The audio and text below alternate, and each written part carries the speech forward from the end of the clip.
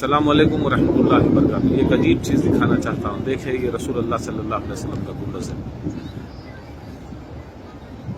یہ سرکار دو عالم صلی اللہ علیہ وسلم کا گنبد ہے۔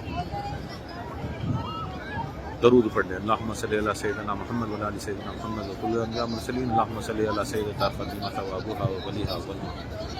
اب اسی کے سامنے یہ مسجد غمامہ ہے اور مسجد علی ہے اور دیگر مسجدیں ہیں۔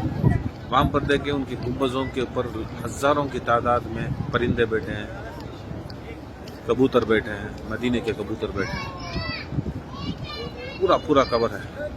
گنبد یہ بھی ہے، گنبد یہ بھی ہے، گنبد یہ بھی ہے اور گنبد یہ بھی ہے، مگر شان دیکھو رسول اللہ کی۔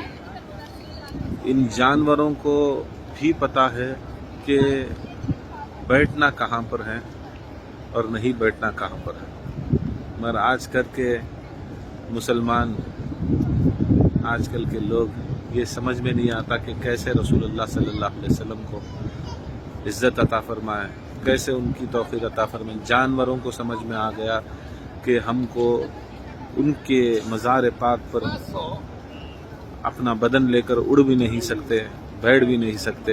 اتنی عزت آج بھی اللہ تعالیٰ 1400 برس کے بعد بھی آج بھی یہ معجزہ آج بھی قائم ہے، اپنی آنکھوں سے مشاہدہ ہے۔